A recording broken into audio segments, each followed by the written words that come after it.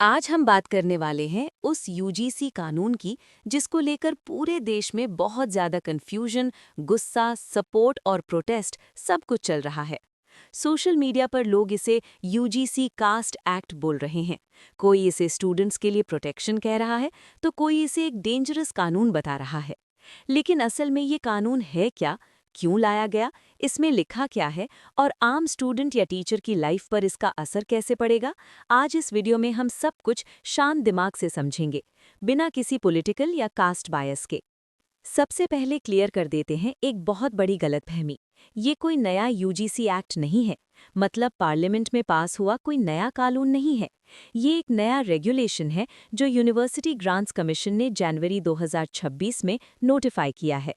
इस रेगुलेशन का ऑफिशियल नाम है promotion of equity in higher education institutions regulations 2026। Simple language में बोलें तो इसका मतलब है कॉलेजेस और यूनिवर्सिटीज में बराबरी और इंसाफ को बढ़ावा देना। अब सवाल आता है कि यूजीसी को ऐसा रेगुलेशन लाने की ज़रूरत क्यों पड़ी। पिछले कई सालों में हमने देखा है कि बहुत से केसेस सामने आए जहां स्टूडेंट्स ने ये कहा कि उनके साथ उनकी जाति की वजह से भेदभाव हुआ। कभी मार्क्स देने में, कभी वाइवा में, कभी हॉस्टल अलॉटमेंट में और कभी-कभी तो मेंटल हरासमेंट तक के केसेस सामने आए।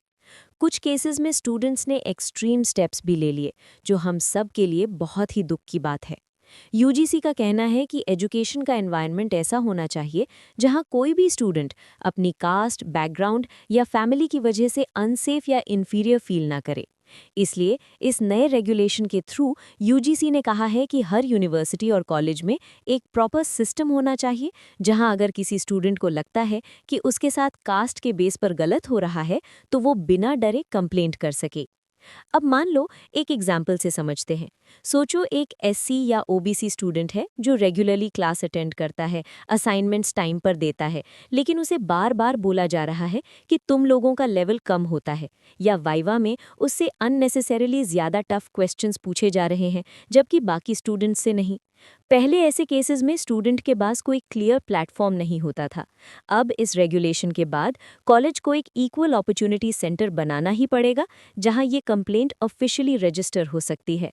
इस रेगुलेशन में ये भी लिखा है कि हर इंस्टीट्यूशन को एक कमेटी बनानी होगी जिसमें अलग अलग बैकग्राउंड के लोग होंगे ताकि कोई एक साइड का बायस ना हो। कमेटी का काम ये देखना होगा कि जो कंप्लेंट आई है वो जेन्युइन है या नहीं। मतलब ऐसा नहीं है कि कोई भी उठकर झूठी कंप्लेंट कर दे और तुरंत किसी टीचर या स्टूडेंट को सज़ा मिल जाए। इन्वेस्टिगेशन होगी, फैक्ट्स देखे जाएंगे और फिर डिसीजन लिया जाएगा। अब यहीं से कंट्रोवर्सी शुरू होती है। बहुत से लोग, खासकर जनरल कैटेगरी और कुछ टीचर्स का कहना है कि इस रेगुलेशन का मिसयूज़ हो सकता है। उनका डर ये है कि अगर कोई स्टूडेंट एकेडमिक प्रेशर में फेल हो गया या किसी टीचर ने जेन्युइनली लो मार्क्स दिए तो उस सिचुएशन को कास्ट डिस्क्रिमिनेशन बोलकर टीचर पर कंप्लेंट की जा सकती है। एग्जाम्पल के तौर पर मान लो एक स्टूडेंट ने एग्जाम में सही परफॉर्म नहीं किया और टीचर ने मार्क्स काट दिए। स्टूडेंट अगर बोले कि मुझे मेरी कास्ट की वजह से फेल किया गया तो टीचर को अपना डिसीजन प्रूव करना पड़ेगा। इसी बात को लेकर काफ़ी टीचर्स और प्रोफेसर्स परेशान हैं। कुछ लोग इस रेगुलेशन को वन साइडेड भी बोल रहे हैं। उनका कहना है कि इसमें जनरल कैटेगरी के स्टूडेंट्स के लिए सेम लेवल का प्रोटेक्शन क्लियरली मेंशन नहीं है। इसी वजह से कई जगहों पर प्रोटेस्ट्स हुए। सोशल मीडिया पर इसे काला कानून तक कहा गया और बात सुप्रीम कोर्ट तक पहुंच चुकी है, जहां इस रेगुलेशन को चैलेंज किया गया है।